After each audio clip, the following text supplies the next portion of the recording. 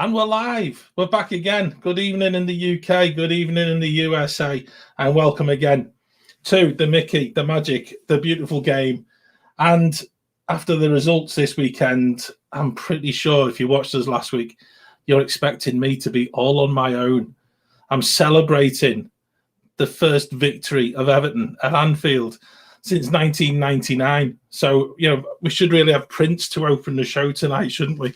Because all weekend, me and my family have been partying since it was 1999. And a lot of persuading has been done. And we do have Charlie and Stephen on the show. Welcome, guys. It's been a tough one. I've enjoyed every minute. And I'm going to lap it up. 22 years. And I've got to say, my kids have never seen Everton win at Anfield. So it's been a special weekend. The kids have even decorated the door as well at the back of me. So instead of my usual Disney treats at the back, it's a blue flag.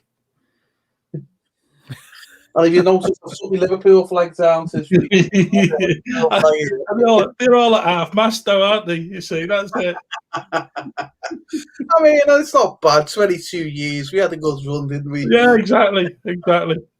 I'm going to enjoy it because actually it's been a long time coming. It really has, and I've enjoyed the social media side of it. But more than anything, I've really enjoyed the reaction of the players. I've been watching the game. I watched the reaction of the players and Duncan Ferguson after the game. It meant something to them. And in this day and age, and in this sort of sterile, no fans situation, to see the players just enjoying it so much, and I thought, yeah, I'll take that. Yeah. I don't know. It wasn't so much fun to watch it from this side, but all credit to Everton over on that game. They Richarlison, ran right by our new guy. I haven't bothered to learn his name yet. I wouldn't bother. Don't keep it there that long, Charlie. I don't think he will. He was awful yesterday. Yeah, absolutely awful. He's on loan. He's not staying. He's not good enough. Yeah. But all credit. I don't want to go on and have a moan about Liverpool. Not right now, but I'm going to. But I just want to. I'm going to give the credit where credit's due. I thought Everton, they weren't overly attacking, but when they did attack, they did the right things, and when they defended, they did the right things. They did the job on Liverpool, and you know what? 22 years. Congratulations, John. You deserve it. Take me out. I was expecting it to be less magnanimous than that, but yeah, I can see you've got to turn around. Even Klopp did after the game, and without, he admitted the fact that Everton had played to a system, and it was Ancelotti probably at his very, very best.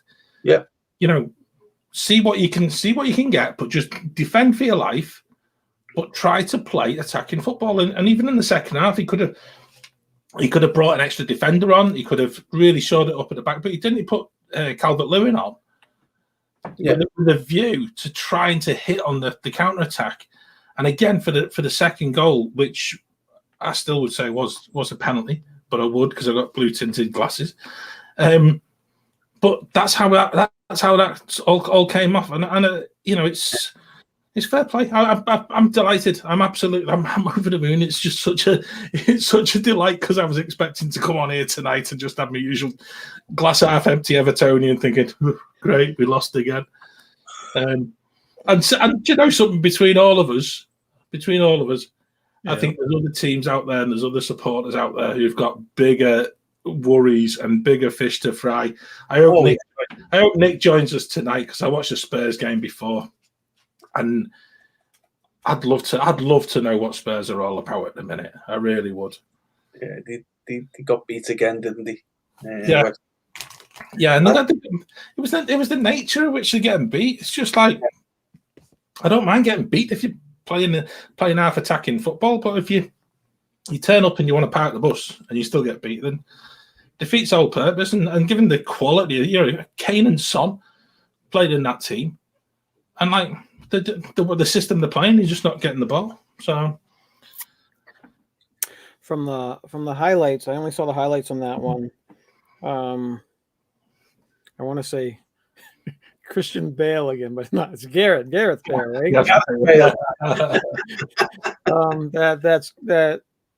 When he sent in that corner for the goal, their goal, that was a nice header from. It was a great goal. Yeah, the other guy, and then Gareth did have a good shot. He did have a really good shot from that they showed later on. Yeah. So there's some little things to offer. He was sat down for the first half. Yeah, and he played in midweek in one of the European games that they were playing, and him and Dele Alli played exceptionally well, and yet neither of them. There are certain players in the league that they play better when they're brought on at halftime or as a sub. Yeah. And they are 10 times better. It's like I was saying this about Curtis Jones, and I was saying this about Gareth Bale too. It's almost like you got to threaten their job for them to actually wake up and smell the coffee and say, "Okay, geez, I got to play," you know. And it's like when you start him. It's like when you started Shaqiri. He was nothing great, but if you bring him on late in the game, he tends to have more spunk and has more effect on a game. But these guys, when I was expecting them, okay, maybe they should start these people, and they end up to be total fizz-outs where they don't affect the game as they should. That's a really good call, that, Charlie. And I've got to say, I think at the moment, and because the results seem to be going in completely bizarre places, you know, I think even the most hardened of football fans over years would say that there is that sort of shock result sort of factor, particularly for away teams winning in places that they haven't for a long time. But it appears if you're the home team and you don't get off to that good start, where you really do need to. When I think I watched the Villa game today. They looked totally different than they have done for the rest of the season. Yeah. And same as Arsenal. Arsenal suffered in a similar way to the way Liverpool did yesterday. Somebody scores the early goal, and suddenly you've got players that are not really. They're just not at the races. It's bizarre. It really is. I was saying to Stephen earlier before we came on air, it was just like even Man United struggled at the very beginning of their game, and it seems to be a home team issue. I don't know. I can't put my finger on it at all. I think, to be fair, to like all those stats people, all the people with their stats saying, "Oh, Liverpool's first time since 100 years that they've lost 4 in a row at home," or whatever. It's like, is it really a home game when there's no home fans there? Yeah. Come on, there needs to be an asterisk there saying, "Okay, but there are no fans there." Yeah, that's a good call. That is a massive part of it, isn't it? Now, if that was a stat when they had all the home fans there cheering them on and they still lost 4 in a row, then you think, well, we're in trouble. They're in big trouble. But this is like, it's okay. You're like, okay, yeah, so what? It's a home game. It's not really a home game. It's a. I'm going to throw a spanner in the works in a little way here, because for one team, this seems to be actually working better than anyone else, and it's West Ham. Now, West Ham are the proverbial sort of bag of nerves when they play at home, and suddenly anybody seems to do anything wrong, the crowd seems to get on the back, and it's suddenly, they're the worst team that ever existed. They're currently in 4th in the Premier League. They've only been beaten once in the last 5 games, and actually they look half decent on it. Moyes has put together a team. They're not going to get beat by much. They're not going to sparkle. They can defend, and they're really resolute. And when they do play a lower team in the league, they can actually play football. Yeah, you say a spanner in the works there, John, but like you just said, then West Ham fans will get on their back. Yeah, so maybe the fans not being there has been a benefit to them. Yeah, I totally agree. Yeah, where most teams are feeling the suffering of the fans not being there. I've said it, I think 2-3 weeks ago, that the fans not being there is having an effect on it, and we've seen more away wins. Yeah, than any other season since the late 1800s. Charlie picked up on it last week, saying, "Well, if Liverpool supporters aren't there, that's like the 12th man." Yeah. So I think Liverpool are really, really suffering because I'm looking at Liverpool at the minute, and I don't think it's anything to do with just this. We've got a real horrible thing going on the centre halves going at the minute. We seem to just be picking up injuries and injuries and injuries. But you take that away and you go up to the other end of the pitch. We're not as dynamic. We're not as fearful as we have been in the past. I've said it a few weeks ago. Is it because we've got the centre halves not there? Is the wing backs aren't diving forward as much? But at the same time, you got the front three. They're not doing what they normally do. Mm-hmm. And you could say, well, it's because the fans aren't there. The fans aren't giving them that push, getting on the back and doing stuff with them. So it's a weird one, but that's not an excuse because at the end of the day, everyone's going through that same scenario. Everyone's got that going on, and other teams seem to be adapting to it better than others. I'm going to add another one in before Charlie has a say here as well, and I think I'm in probably a better position to have a dig at sort of Fenway Sports Group than anyone.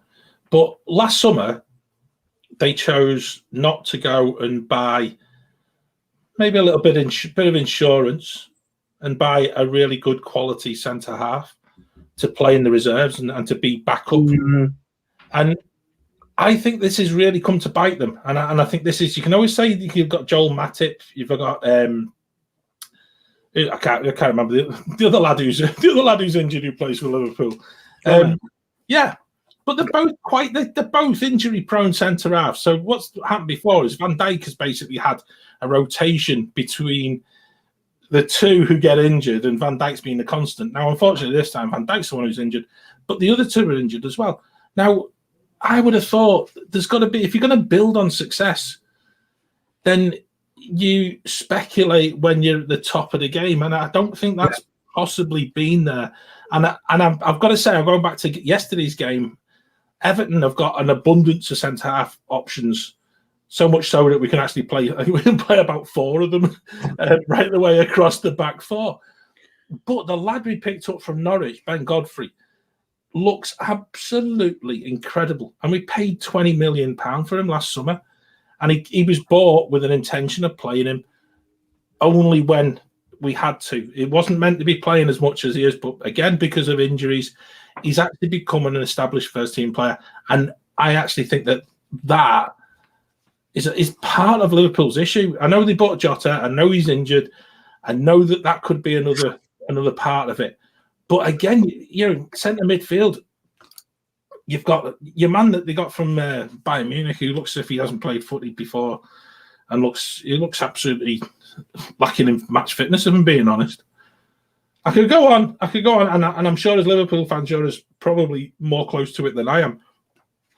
I just find it quite bizarre because I would have thought that when you've won the league, it's time to kick on.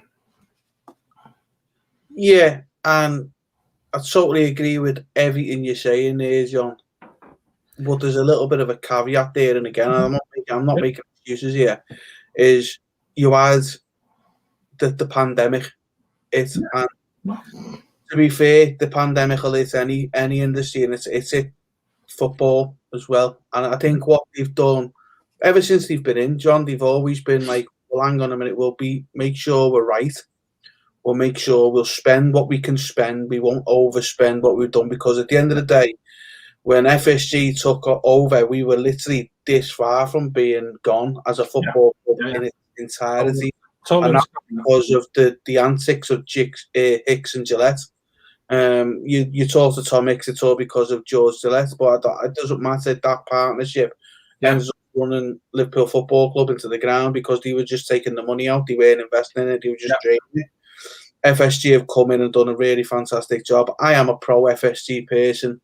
I think they've done a fantastic job, and I do understand why they've done that in the summer. While ordinarily you go, right, we just won the league. Let's throw a bit of money at the team now. Let's go and get some players in. And Mbappe was being linked with us, John, at the end of the day at that time. I'm going, yes, go for it, break the bank, go for him, go and get him. He's the best player in the world at the minute for me.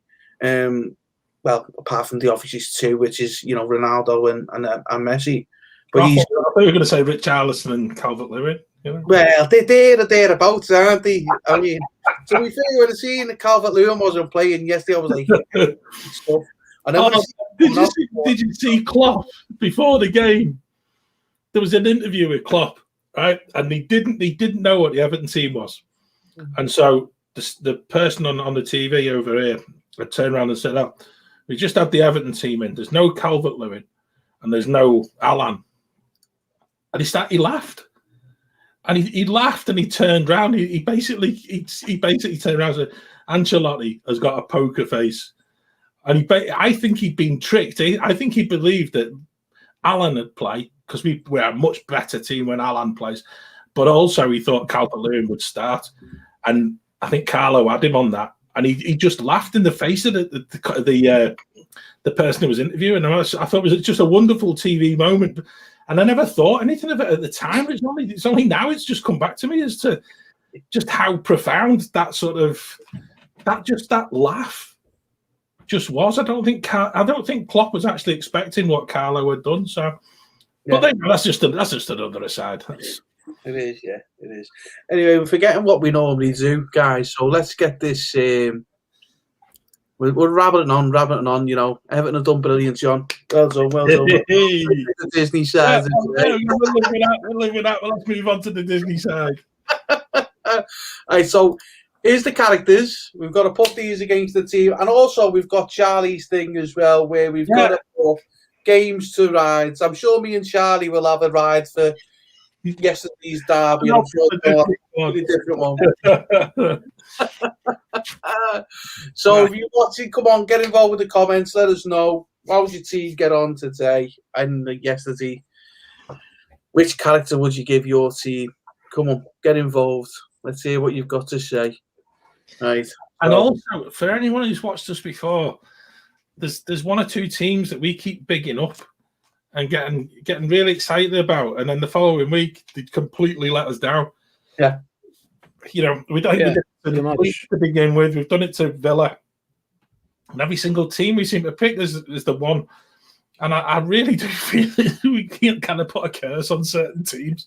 Yeah. So if that's your team, get on the chat. Blame us. That's fine. We can take it. But it'd be good to just see what other people's thoughts were. Exactly. And just a reminder, this is what it ended up like last week. So that's how we had the characters last week. So we need to look at what we're doing this week. So Crystal Palace got Goofy and Man City got the Mickey Mouse, and we gave Hercules to Burnley last week. Yeah. Look at what we did there. Oh dear. It's a difficult choice. There, easy. Here you go. Charlie. With Charlie, that's what it is. I was giving the chart some life, and it was like it's like it had arms in the side. We need to remember that special effect. Here you go. Sarah's put one forward for the derby already. Yeah. Roller coaster. You see, I'm going to disagree with you by shocker. Right, I'm going to say it was more like the Small World is the worst experience of my life. I had the Liverpool game as Tower of Terror for Liverpool, going straight down and then down again and then down again. I think you go down 4 times, right? 4 times in a row. My Tower of Terror. I was thinking Tower of Terror myself, Charlie, but that was just the total exhilaration rush.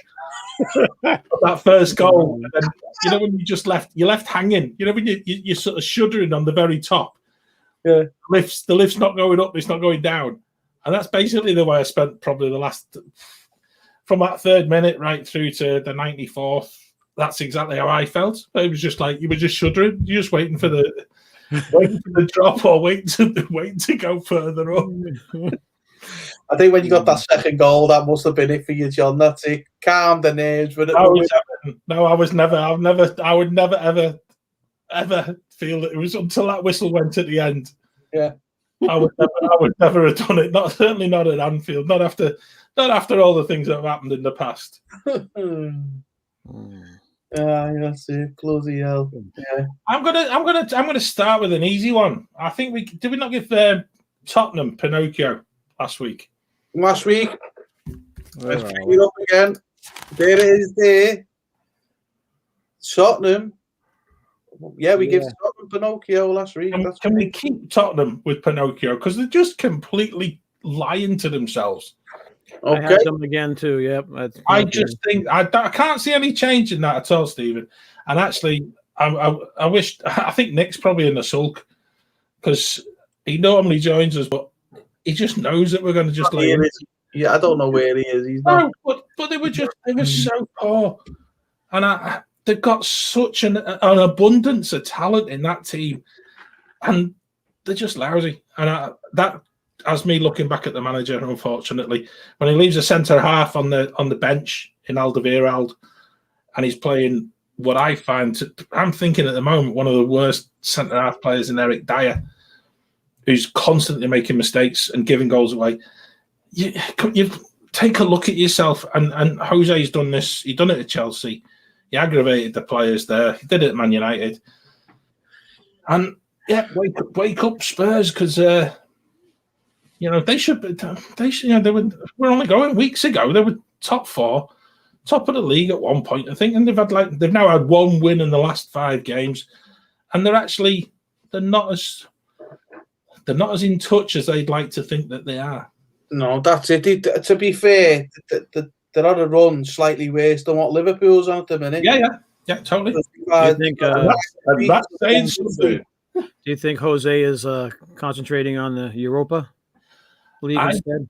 I think Jose is concentrating on a nice little package where he's going to get paid off at the end of the season, and he can go and find another job somewhere else. I can't understand what he's trying to do. Can he go wherever he will go somewhere else though when he's choked like 3 or 4 times in a row now? Yeah, I don't know, Charlie. Do you know, I wouldn't want him anywhere near my club, and he's used to his news. Yeah, I wouldn't want him. Irrespective of where in the world you are, you just wouldn't want him anywhere near your club. He just seems to. He's toxic, what he is. He's toxic, and he's always been about Jose Mourinho. Jose Mourinho has always been about Jose Mourinho. I mean, I don't know whether you got this footage over in the States, Charlie, but when he first come over here to Chelsea after winning the European Champions League with Porto, he come over and very arrogantly he claimed himself to be the special one. And even to this day, people call him the special one because of that. He's just arrogant. I don't know. He is all about Jose Mourinho. For me, he's had his day. He's done. He'll never be successful again. He's tried at Man United. He's now at Tottenham, and players are just not reacting to him. And you need a manager there who's gonna get the players to react. That's why at Liverpool I have no fear at the moment, because for me, Jurgen Klopp will get the players to react. There at Tottenham, I'd be feared. You know something, Stephen? This leads us seamlessly onto another club, because yesterday I watched the manager come out, and he's only been there 3 weeks, and he put a lad on as sub at halftime, and then he hooked him again after 25, 28 minutes, having gone on. And at Chelsea, Thomas Tuchel, whatever his name is, he turns around after the game, and he said the lad he took off at half time didn't look as if he was putting a shift in. And then Hudson-Odoi, that he brought on as sub, he felt that his body language and the way that he played wasn't sufficient for what he wanted out of his team. I'm thinking, talk about he's hung 2 really young players out to dry, and I just thought, flipping heck, that is really pushing it to the absolute limit. And yeah, they might be young lads who are maybe not trying their hardest in training or whatever, but you don't do it on the telly. You don't hang them out on the telly. And I thought that was hideous. That was totally from the Mourinho book of management. I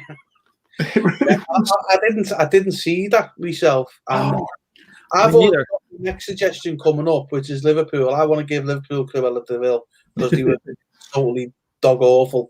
But I'll throw that in as well. is why don't we give Chelsea, for the simple fact that Tuchel done that to the young players? You don't do that to young players. You've got to try and encourage them and get them through. I'd give him probably the Snow White, Snow White Queen, the Queen of Snow White, because he's just, or give him Captain Hook, because he's who can play it off. Captain Hook fits. That fits all right, doesn't it? Yeah. I don't know. I just felt that it was really poor, and if it was my team, irrespective of the fact that they were doing all right. It was Southampton they were playing, who hadn't won.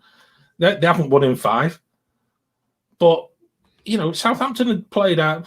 Southampton were half decent yesterday, and I know I slagged them off last week. But again, they're on that little cusp there. They've only got 30 points, and I think we said about them last week. If they don't know how to start picking points up, they're going to get dragged into this. And I really feel that Chelsea they've got to take it. You've got to have a little bit of common sense and say, well, you can't win every flipping game. Just take a step back and have a look at yourself, mate, because that's bang out of order. I'd have him down as Hades personally, but that's just. But I think there's probably better options for that.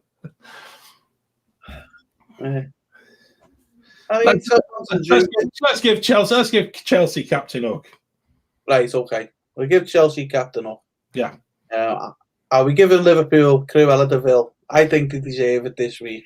Yeah, you can have anything you want on Cruella de Vil, I tell you. You know what? I'm gonna be dead easy as well. I'm just gonna rub the salt into mine and Charlie's wounds here as well. I'm gonna say, do you know what? Let's get Hercules out the way. Or should we give Everton, or should we save Everton for the debate on Mickey Mouse and give them that choice this week? 22 years since they won at Anfield. It's one hell of a way. I actually gave Everton to Mickey. I gave him Mickey. Yeah. They deserve it. Come on. I think they deserved it better than City did, and City's had it for the last couple of weeks. So yeah, they have. Yeah. But I actually had Liverpool as my. I was looking at it as my Tinkerbell without a wire, because these. I'm still sour. I'm sorry, but I'm fine if you want to give him Ursula. I don't think Liverpool deserve anything other than a Disney villain this week. Yeah, I think it's got to be a villain. Yeah. Okay, it's got to be a villain, and I'm happy for whichever villain you want to give him. I've got Ursula or Evil Queen. It was both ugly. It was both ugly. So do you know what? Let's give them the Snow White, the Queen from Snow White. Then let's do it. Let's do it. Yeah, let's do that. Okay, I'm all for that. Let's do it. Yeah. The actual run we've had since we started this show, Liverpool have done so well that by the time we finish at the end of the season, they'll have had every single villain. All right, John, enjoy it, but just don't rub it in too much, will you? Freaking hell. Do you know what? I was thinking ever since we started this show, Liverpool has had a hell of a show. Why did we started this? Why did we start this show at all? When you get a message from Jurgen Klopp tomorrow, and say it's your fault. It's all right, Jurgen. I still support you, mate. The thing is, I am so superstitious. I really am totally superstitious, and my football club doesn't know when I'm watching, or what I'm wearing, or what I did before the game and stuff like that. And my kids do the same thing, and we get all these different pre-match rituals, and it's shocking. It really is, but it works for away games at the minute, so it's carrying on. Z-Cars music, things like that. Sorry. Let's move on. Let's talk Disney. Let's get some Disney characters on the board. Floating now, John.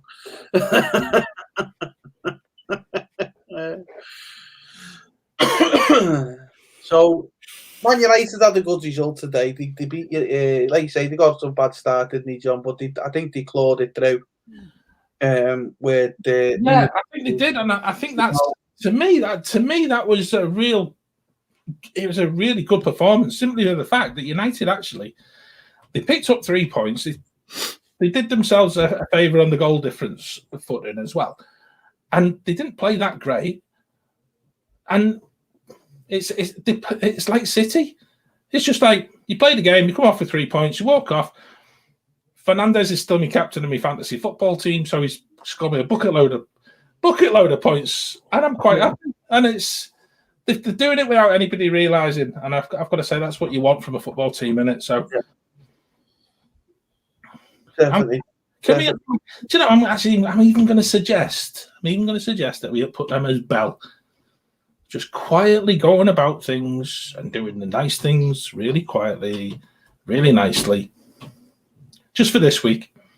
Yeah.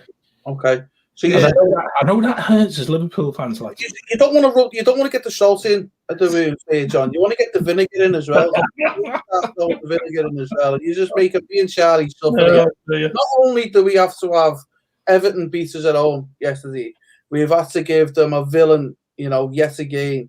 You want to give Man United Bell, which is my daughter's, by the way. It's my daughter's favourite princess. I do apologise to her. His daughter will love you for it. Yeah. There you go. As much as it hates me, and it really is killing me this week. It really is. But there you go. Man United is Bell. Okay. So, Charlie, can we talk about your second favourite team? Because you've been a great advocate for Sheffield United. Yeah. I was expecting so much more this season from them. Yeah. And they've really they let you down on Monday. They let you down on Monday night away at West Ham, 3-0. Yeah. Which we didn't get the chance to. We were. They hadn't played by the time we talked last week. So where were they? Fulham this week. I get my games all. Yeah, and they played Fulham and they got beat off Fulham 1-0. Yeah. But I've got to say, they look doomed. I think it's the only description I can come up with. Really? Yeah. I think the points are too much to overcome. Mm-hmm. I thought they would start getting more points by now. I thought they would have a little run. I thought they would have I did as well. Games together, but it's just not happening. And at this point, you start to get in a spot where you're not making things happen. It's too late, and it would take a miracle for them to. I'm even looking at the table now. 14 points. 14 points away from safety, and they've lost 4 of the last 6. And again, they just look as if they've everything they did well last season. They've just stopped doing. It's bizarre. It really is. You can't put your finger on it. And I'm sure if it was a Sheffield United fan, you'd be sat there thinking, how can these players go from the absolute massive levels that they're putting in every single game last season and this season? They look as if they've never met each other. I don't know. I really don't. But I just think they just hit a rut. This season, they just don't seem to be able to get themselves out of it. We all go through it in our own lives anyway. You hit that patch in life where you just doesn't matter what you do, you just can't do the right thing for doing good. You can't do right for doing wrong. I just think that's where Sheffield United are. I'm with Charlie. I don't think they're a bad team. I think just everything's just going against them. They just 11 points from 23 games. Yeah. It's just 25 games. Is it 25? 11 from 25. They've had 3 wins all season, which is still one more than my next suggestion for the Villains this evening, which is they've still won one more game than West Brom. Which is bizarre, but I think we've always said, I think West Brom, I think Sheffield United, I think they need a little bit of Hades about them. There's an element of mythology and afterlife, and Hades on them, isn't he? Yeah, there's definitely a case on them. There's definitely something. There's something going on there. So, one for giving cases out was Ursula, wasn't it? You know, Ursula was a case giver. You know, you didn't have to on aerial, like, you know, that's maybe a shout. But West Brom as well. Did you watch the West Brom game? Yeah. Talk about something that is not a good advert for football. It was an awful game for me. It was really awful. Yeah. You know? I felt at one time a game of football was actually going to break out, and then it didn't. It's just like what got me was West Brom went down to 10 men, but they were the ones trying to score the goal. Yeah. It was ridiculous. Yeah. Well, fair play to Sam. I know you know me, like, but Sammy's an anti-football person, and it was an anti-football game, you know, but fair play to him. He went down to 10 men. He didn't do his usual, you know, I'm going to stick all me 10 men on the goal line now and just sit there and let them play in front of us. He'd already set up to play that way anyway, so 10 behind the ball was just the same as 11. But West Brom can't go down. It's not allowed. They can't go down unless Norwich comes up, because you always have to have your green and yellow team in the Premier League. Yeah, that's a good call. That I like the way Charlie calls them Norwich as well. Yeah, but you do in the States. That's one of them. That's one of them ones. Let's not start that. We've got something coming up on the Mickey Waffle thing about American pronunciations. It's like, why? What do you guys don't call them Norwich? No, it's Norwich. Yeah. Norwich, okay. Norwich. All right. A silent W. Yeah, it is. Now, grammatically, and I'm not going to change this into a grammar show, but a silent W. Yeah, come on. It's like, who makes that happen? It's just like English dude. Doesn't make sense, does it? It's like, lesson learned. Like the way we spell tonight, you know, it's with the GHT, you know, it's just not right. Yeah. And even right is GHT. Look, it's a silent GH. In fact, I tell you what, we're going to have a midweek special. Once the season finishes, Charlie, we're going to have a footballing Let's Talk about British pronunciation. Because you've got more to teach us than we do in this country.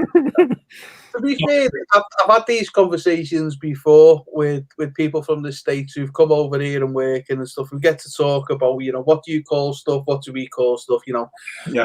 Well, we'll call something like the path. It's a path, but over in the States, it's a sidewalk. Well, that makes sense. It's on the side that it's for a walk, right? It makes completely sense. Then you go over in the States and you go other things like called a restroom. Well, I'm not going in there to rest.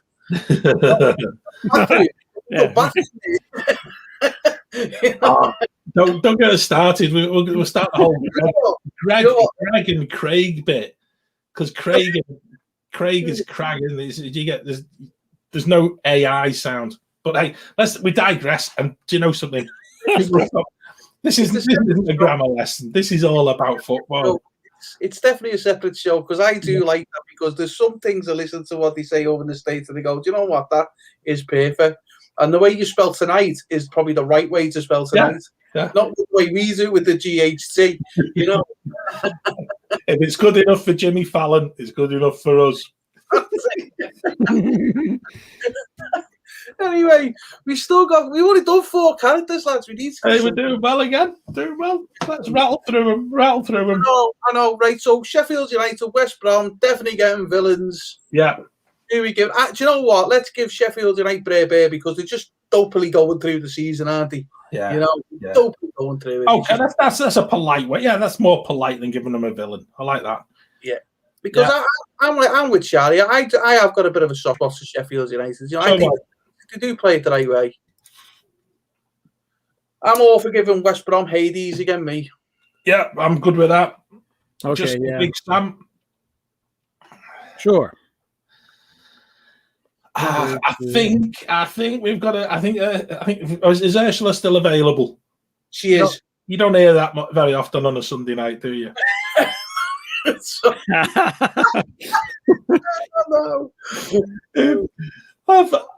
I just feel compelled to put Ursula with Newcastle once again. I really do, and I'll avoid the Steve Bruce looks like her and stuff like that. But they are looking absolutely abysmal at the moment. And I honestly, apart from them beating Everton, was it a couple of weeks ago, which was completely against any sort of rational thought, Newcastle just they look relegation material, and I really fear for them. And I've got one of my mates is a Newcastle season ticket holder. They're not that far away from where I live, and I should have a real soft spot for them. But in the current format of the club, I don't like the manager, I don't like the owner, and I don't think many of the fans do either. And there's some really good players there, and there'd be a big miss to the Premier League. But to be honest, I can't see where they're gonna stay up. I'm just looking at the form here, John, as well. Yeah. You know, Fulham, they've only lost one in the last 6. Yeah. 2, 3 and 1. Yeah. If you look at Newcastle United, they're only 3 points above them, by the way. Yeah. They've lost 4 and won 2 in the last 6 games. So form-wise, you're sort of worrying for Newcastle now, because Fulham could just leapfrog them now and go above them. Yeah. The form that Fulham, and then you look at the team above them in Brighton. They've drew 3 and won 3 in the last 6 games. And saying that the 2 teams either side of them are going to go way above them and go on. Burnley, who's in 15th, lost 2, drawn 3 and won 1. I mean, you'd have to go to Crystal Palace before you get in 14th place, before you get to a team that's at the similar run as Newcastle in the last 6 games. Yeah. So I'm with you. I think they deserve actually, because they're on a case and they're going sinking to the bottom of the ocean. I really fear for them, because they're the type of team that they don't quite know how to. They don't know how to eke out a point, which is where Brighton have been quite canny. They've dug results out where they've had to against teams that they know are better than them, and they will pick up points, whether or not at the end of the day it's enough. Only time will tell. But I think I think for Newcastle, it's a one-man team. It's like give the ball to St. Maximum. It's just. I think Brighton will win tomorrow too. Yeah, I'm with you there, Charlie. I think Palace. I think I said this last week. I think every team right up to Southampton, and Southampton got 30 points, and normally you would say 40 points you would stay up with.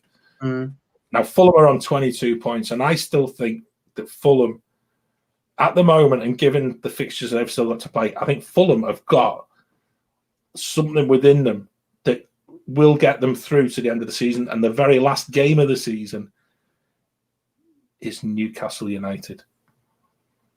And I think that could be winner takes all. Yeah. Could be.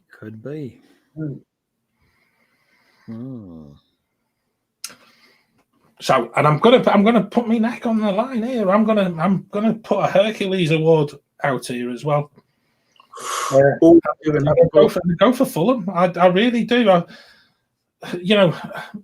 I give them the due. It's I don't think many people actually saw them doing much.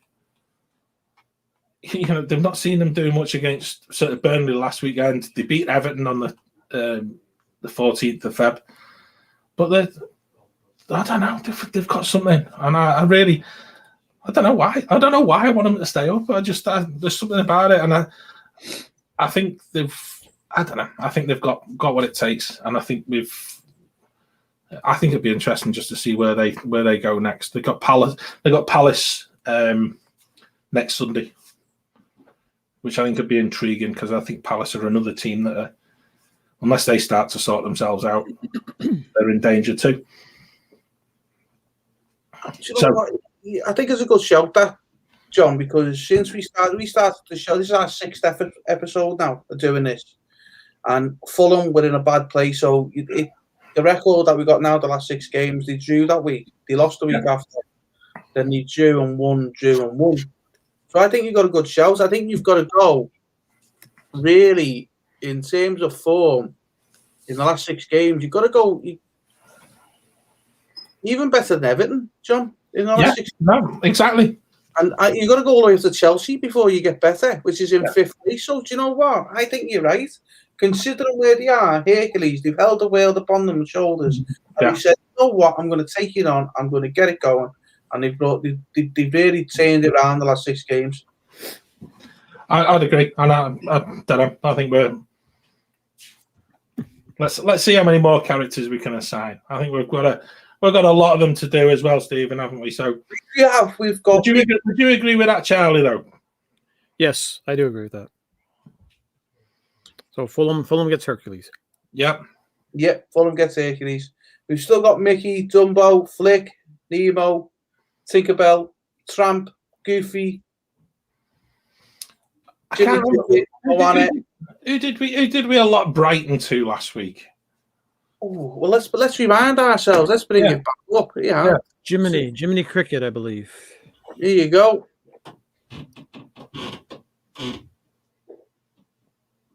Yep, Jimmy Cricket. There he is. There. Okay.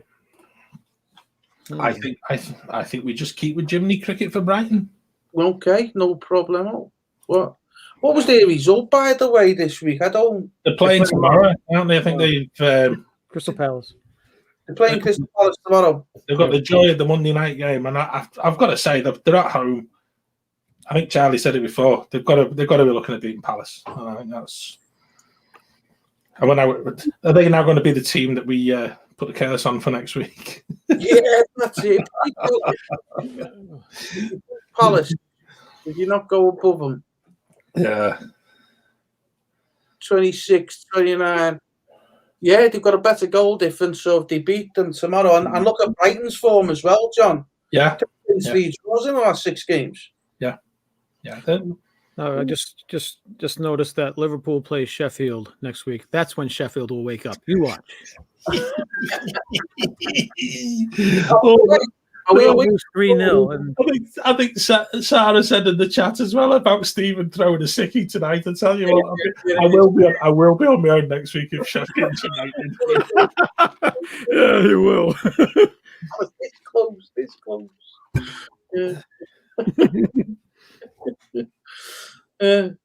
All right. Getting people watching, guys. There's just not much interaction on the chat. Come on, get involved. Let us know what your team do.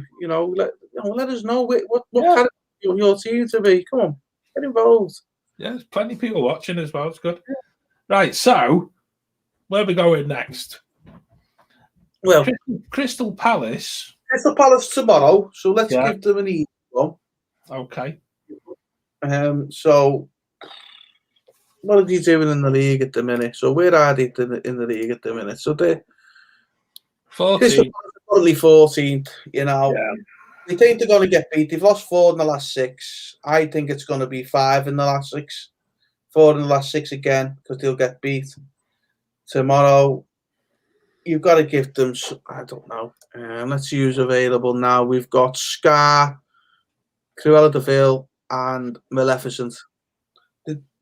Or you can give them one of the neutral ones, Nemo swimming against it. No, I'm going to suggest Leeds for Nemo. Right, okay. Good shout. Because they're swimming against what we thought they were doing. Going back to our very first time when we actually put the table with the Disney characters together. And Leeds were brilliant. And they've just turned around and they kind of stopped playing, and they're swimming against the style of football that they're trying to play. So Leeds for Nemo for me. I'm not going to argue with that, Charlie. Yeah, me neither. Yeah. There's so many that are so close to each other that I had. I'm fine with that. Yeah. Let's find a villain for Crystal Palace. That's just because it's Crystal Palace. Yeah, but also I think we said last week as well. Once Zaha doesn't play for them, they seem to forget how to play football. So they do. They go to the dogs, don't they? Yeah, they go to the dogs without Zaha. There you go. Yeah, there you go. Cruella de Vil. There we go. Easy.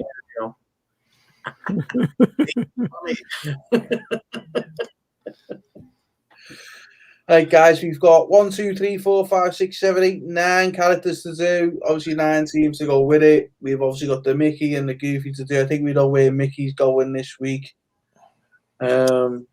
Deservedly so, I think. But we've got the Goofy to really finalise as well. But here's one. Instead of looking for teams to put to the characters, let's look at the characters and let's fit them to a team. Okay. It was the pick Flick. So they're neither good nor bad. You know, they're in the middle ground. You know, so where would you put Flick this week? Go on, Charlie. That one, isn't it? Yeah. I'd say Arsenal myself. Arsenal. I had that as one of the villains again this week, to be honest with you. They just don't seem to be turning the corner, do they? No. They just don't, you know. It's like... So we didn't name Arsenal as Maleficent? Not yet, no. But we haven't got rid of Maleficent either, so we can have him there if you want. Because I think I had him as Maleficent. I'm good with that. So am I. And I don't think you're right, Stephen. I think it is just the fact that they just don't seem to kick on, and it's We don't. Mm. And you know, I don't know whether it's Arteta. I was never a fan of him, Arteta, to be honest with you, but I don't know whether it's him or, you know, the players. I just don't know. You can't put your finger on what's going with Arsenal. They're in one of them teams where, again, weird season this year. It's really weird. I think it's deep rooted. I think it's deep rooted at Arsenal. Going on, yeah. I'm gonna shout out for Moana here, right? And I'll see if you guys agree with me. They had a good win again today against Tottenham, and they found themselves in the top 4, I believe, and that's West Ham. I think they've done really well, and I mean, it pains me the fact that David Moyes is the manager there, but being an ex-Blue, but I think they've done really well. Yeah, they're doing really, really well. So I'm going to shout out and put Moana there. What do you think? Yeah, no, I'm good with that. Yeah, I'm fine with that. I had West Ham as my tramp because, again, they're doing really well. But if you want to do it as Moana, go ahead. Or punching above the weight kind of thing. Yeah, I see where you're going. Either or Dumbo. Just soaring. They are flying high. Yeah, believe in soar. I think there's the little sign is not on the right, and it's just don't know. It's just it could be any of them because I think they really are doing superbly. Yeah. Leicester is doing well as well. They won again today. Yeah. They done really well. I think they're flying high. They deserve a good character this week, I think. So they're equal points with Man United. Man United only being behind them on goal difference. City are obviously flying away with it, so I'd probably give City Dumbo this week. Okay. Yeah, nice fit. Nice fit. With it now. The 10 points clear. They don't look like they're going to be caught. It looks like they've won the last 6 games. They're flying, and I'd go with Dumbo this week with their City. What do you think? Yes, I like that. Good call. We still haven't. See, we changed that before, like Flick, and we still haven't given a team Flick. Did we get beyond Southampton? Southampton, good shout. Yeah, see that? There he goes. In. He's in. He's locked in, guys. There he goes. We've got one villain left. We've only got one drum roll this week because I think we all agree who's going to get Mickey this week. John's decorated his house behind it in memoriam of them, Yeah. I think Everton's getting Mickey Mouse this week. So we only got one drum roll, so I don't know. It's up to you. Do you want to save the last villain till last before we give is it this one or that one? I think it's really tricky. Yeah. Let's keep going now. I think it's... let's keep going. I think we're... where are we going to go with Wolves? That's the other question. They seem to. They play good. Wolves are one of these teams that slowly are starting to put a run of results together. Now, from nowhere, as it was Friday night game, they won 1-0 against Leeds, but from nowhere, they've suddenly started. They've won 3 out of the past 5, and then lost 1 and drawn 1. And suddenly, and I think that a few weeks ago, we were quite concerned about them. And I don't know, there seems to be something about going on at Wolves that they've suddenly started to find, again, how to win games when possibly a few weeks ago they were losing them. So maybe tramp for them, punching above their weight. I was going there with that one. There's nothing up there. I'm looking on the Sky Sports website and it gives you the last 6 results. And they've lost 1. I think it was that week when they lost 1 where we really went at them. And a little bit give them a bit of a touch down on this show, really. But yeah, I'd go there. I don't think they're quite hero status yet or goodie status. But they're getting it. Definitely. Yeah. So we know who Mickey Mouse is this week. Let's just not beat about the bush. So I'm gonna put Mickey Mouse next to Everton. All right, congratulations, Everton. We've got there. We'll do that at the end as well.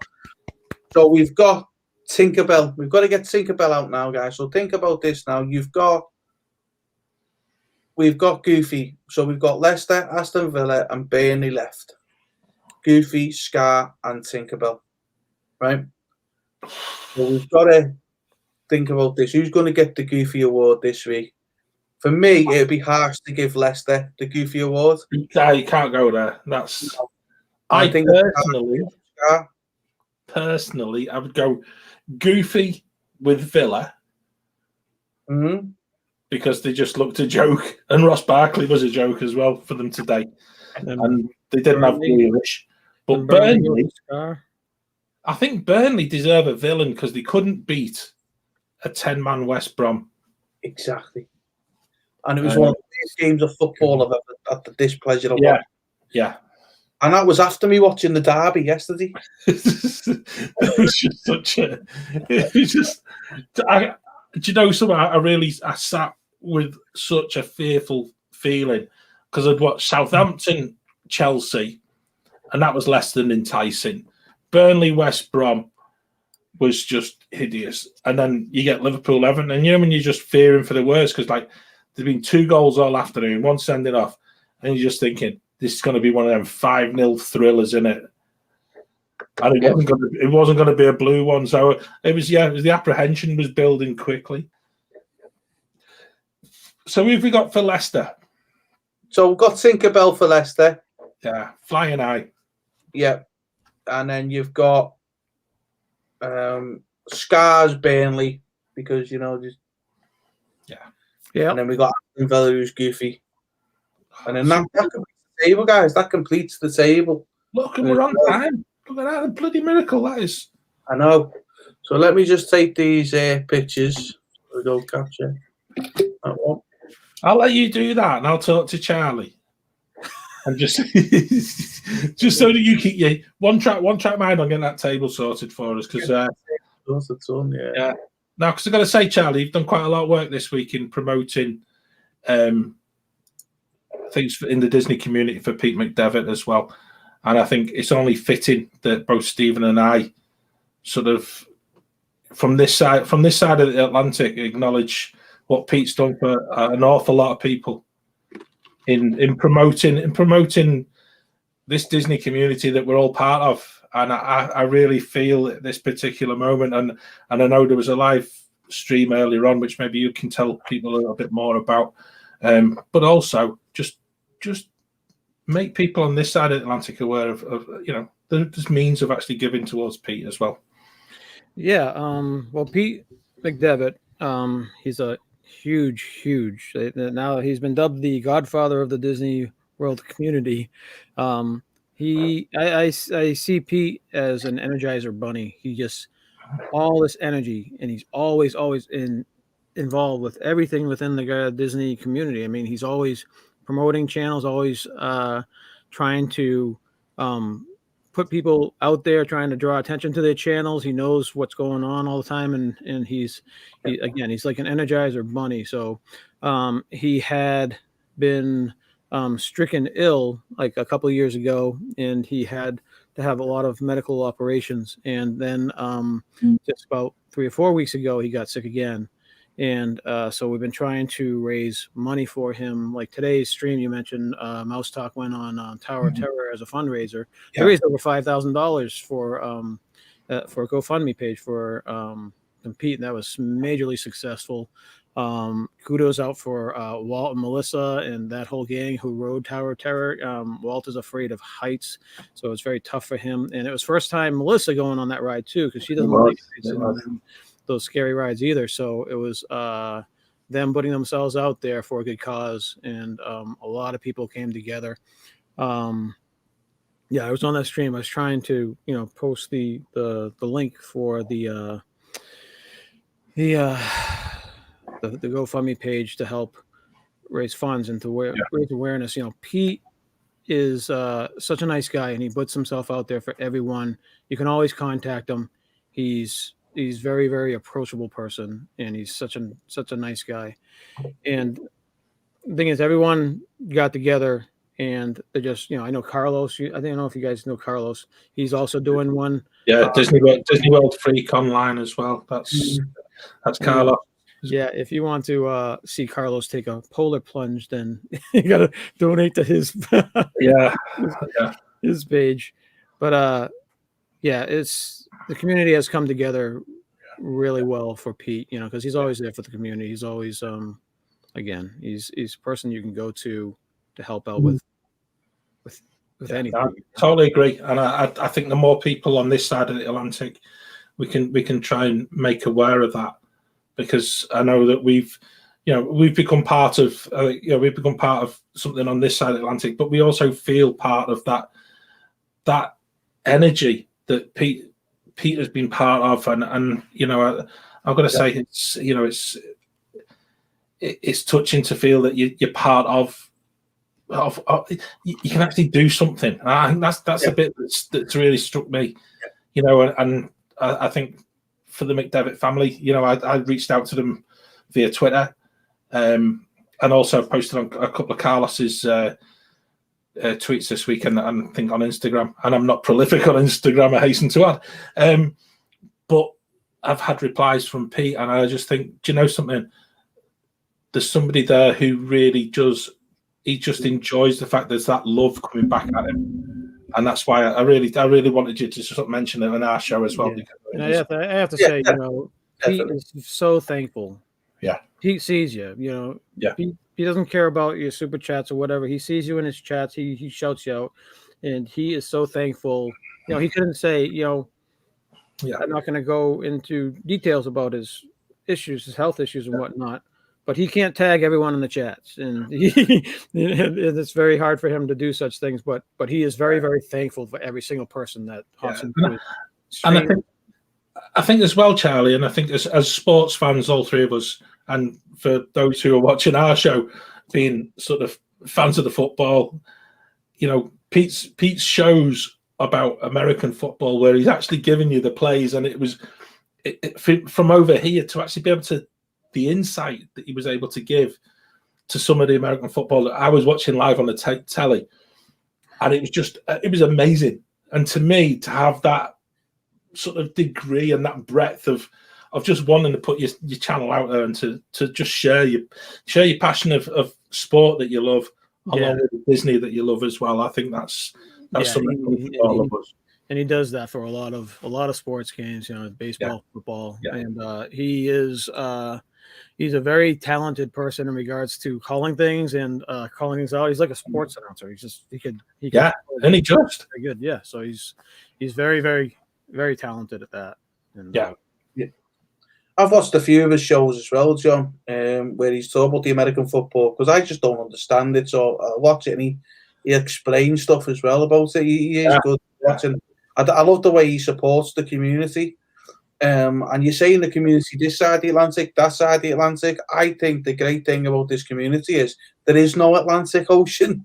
Yeah. There is no water between us. We are just one community. And I watched Walt's stream as well this morning. For us, Charlie. And it was great. I think ever since I was introduced to the community via Carlos's show, he's been saying, I'll go on the Tower of Terror when I've got 1,000 watches or something like that. And as soon as, and it's the great thing, you see, you know, something's happened to a great member of the community, and Pete, you know, we've donated to Waltz. Likewise. When Carlos goes and does his thing, we will contribute again to Carlos's thing as well. We just will. And we also added extra today as well. We were going, we'll give extra another $5 for each one of Walt's screens. I think we counted about 5, so we give another $25 on top of that. But this is the great thing about this community. It's just fantastic. I don't get tired of saying it. Is because we all stick together. We all the one common thing, but we all it's almost like a family, isn't it? You know, even though you have your inner circle of family, and that's exactly it, Stephen. And I think that's what's so nice when you hear people talking about Pete. I know Disney Dan put together a most amazing video, and if nobody's seen it yet, go and check out Disney Dan's page. I think it's linked on absolutely everybody's page. But such a lovely sort of get well soon to Pete, and to stay strong to Pete. And again, Dan has just got exactly that same description of talking about the community. And I think we all do. We're all so like-minded, and we all share a passion for our happy place. And we do. It doesn't matter how far away we are from it. Yeah, it remains our happy place. And I think that's what, you know, one day all of us guys are just going to have the greatest party, and we'll all meet up in the middle of Magic Kingdom. That'll be awesome. I dread to think now, who's going to shut us all up? Well, we've got so much to say and so much to share. I've met so many great people in this community. Yeah. I've met them live down in Disney World too, and they're just as great as they are on their channels. Yeah, exactly. It's a great thing. I really happy to be a part of it. You know. Yeah. No, it means a lot, and I've said to a lot of people, I don't see myself as a content creator on YouTube until somebody stopped me and said, "You're talking, you're recording, you're out there, you're sharing your passion," and it's just like, you are a content creator. I never ever thought of myself as that, but that's because of watching you guys and watching loads of other people as well. Well, I love your contribution to this show, that's for sure. That's good. But now, Charlie, it just means I got another drink to buy the next time I go to Orlando. You see, that's all it is. I've got the biggest bar bill coming ahead of me the next time I go to Orlando. I've just met so many fantastic people, and I'm going to say, you know, the two of you, it's been a delight to do this show. Yeah. I appreciate you putting in the chat there, Charlie, the link to the GoFundMe for Pete. Thanks. Yeah. And you know, it's something I think we all share that. That's that shared love in there, and it's so good. And you know something, we've given Stephen the time to sort the table out. We have, yeah. And I just want to that if you're watching this live or if you're watching this on record, please put Charlie's comment from the comments that you won't see if you're watching the rerun here with the link for the GoFundMe for David. Please, if you can, go and contribute something to him. Him and his family will appreciate it. You know, they're going through some difficult times right now, as we just discussed. Yeah. And this is this community. We're going to stick together. We always will. So please go if you can. Please go and contribute. But John, just before we go on to my table, who's going to get the first round in? I'm going to say John, because John, I will this weekend. I tell you. Depends who ends up higher on the table, right? It's not. It doesn't happen very often. Here's the table. There you go. Let me take that comments off. Hang on.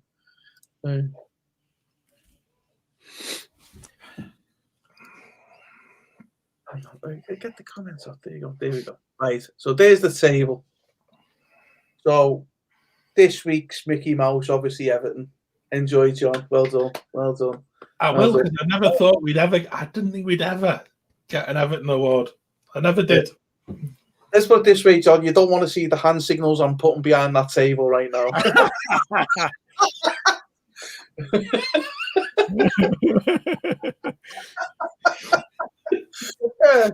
No, brilliant. No, you deserve it. 22 years after not winning at Anfield. Well done. Let's see if you can get 1995 off your back as well now. Oh, I hope so. Yeah, I hope so. Yeah, so you've got Mickey Mouse this week, so congratulations. We've give Goofy to Aston Villa. We've give Hades to West Brom, simply because we just don't like Sam Allardyce. I think it's common knowledge now. Not one Sam Allardyce, that's it. Sheffield United, unfortunately, is brave this week because they're just dopely going through the league this season. Unfortunately, we'd like to see them do a bit better. Burnley has got to start. And we have Man United with Bell. So, unfortunately, what it is turned out is it's been the hell of a week for Liverpool fans because we lose at home for the fourth time on the bounce to Everton Football Club. We then have to give Man United Bell, Everton Mickey Mouse. And yes, John, you're trying to look around that table. I am giving some gestures off right now.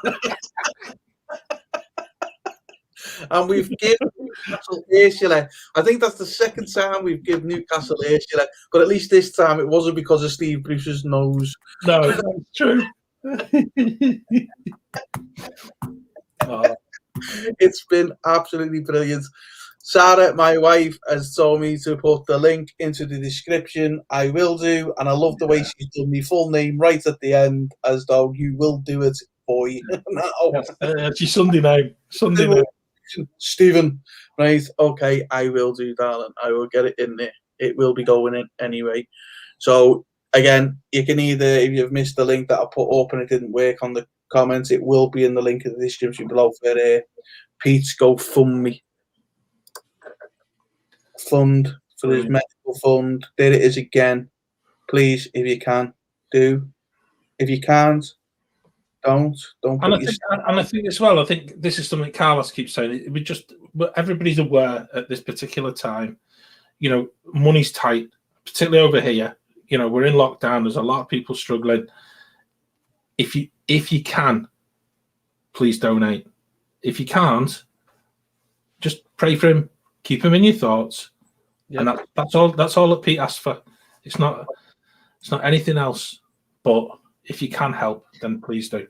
Exactly. Yeah, exactly. And Pete, if you're ever watching, I don't know if you're watching, stay strong, fella. We're fully behind you. We support you.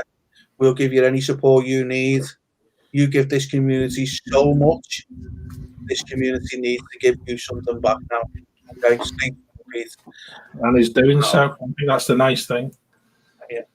But can we say thanks to everyone for watching? I want to say thank you to everyone for watching. Let's say thank you to everyone for watching. Do you know we've gone over the hour, and actually we're nearly an hour and a quarter. It's felt like 5 minutes tonight, guys. So it's been such a delight, and good. I don't know why. It's been good. Maybe it'll be the same next week if Sheffield United win. Who knows? Good. It's been good, and the fact that I've had to look at an Everton badge all night is just makes it even better, Joe. We've been making the rest of the league feel better about themselves the last 4 weeks. Why not carry on with Sheffield? I didn't do this show last season, Charlie, because at least then we'd have had a bit of time to post ourselves. But we were just on this show when we're bloody going through a hell of a time right now. And John can't hide his delight. Look at that. Enjoy it, John. He said to you on the chat yesterday, he said, enjoy your weekend. I'm definitely not a bitter Liverpool fan. Not much anyway.